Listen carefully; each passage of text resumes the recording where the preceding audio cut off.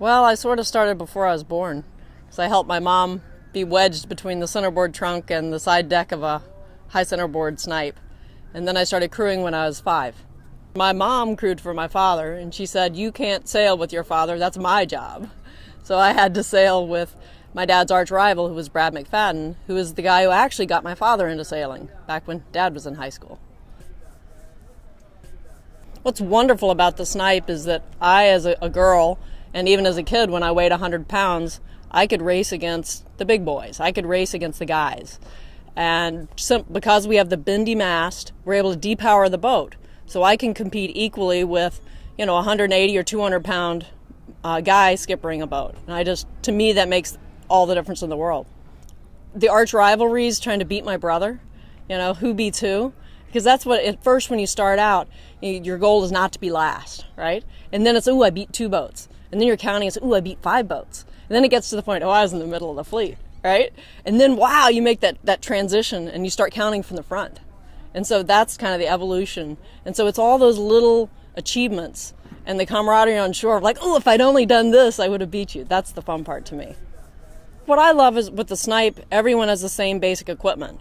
So whoever beats who across the line, it's based on the nut at the tiller and the crew, right? The sailors. And you can't buy a race. You can't buy the best game, unlike maybe some of the bigger boats where everyone has different equipment. The snipe, everyone's on an even playing field, and you earn the respect of your competitors by beating them across the finish line. Sailing a snipe, what I've heard some people say, snipes are a little heavier. They're maybe not as sexy as some of the brand new boats that come out, but guess what? That high boom makes it a tactical boat. It means you can see the competition, you can see the layout of the course. It's a flexible boat with the bendy mast. Younger weights, like you can sail with your girlfriend. You don't have to sail with a beefy, 200-pound guy. You can sail with whoever you want to, and you can make it work in the snipe class. You do have the best competition in the world, and they'll help you get to their level. That's the cool part. I know I can go to any country in the world, find a snipe fleet, and that they would welcome me like a member of the family. They would help me find a place to stay, find a boat, find a crew. And it's just this wonderful feeling of knowing you have the Surrogate family everywhere. It's just a sense of love. And if anybody called, like if Jerry Thompson calls me, I would drop everything, do anything they need. It's just a friendship. You don't have to see each other every month, every week. That's the cool part. You might not see each other for a couple years, 5 years, but still that friendship and the bond lasts.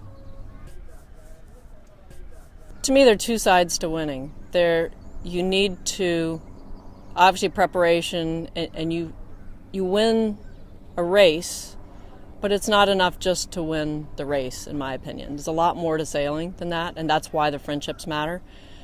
You need to win the race with the respect of your competitors, and to me, that involves helping your competitors on shore. To me, that involves talking to your competitors when you hit the shore. If you win on the race course, and you come in and you just disappear from the parking lot, to me, you're leaving something on the table and you're not giving back to the sport. And to me, the integrity of winning is doing it fairly, doing it honestly, earning every bit of it, because nothing's ever come easy to me. You put it's tiller time. You want to be good, put tiller time in. But I also think, we used to say you have to win the regatta. To win the regatta truly, you win the regatta and you win the party. There's something to that in snipes.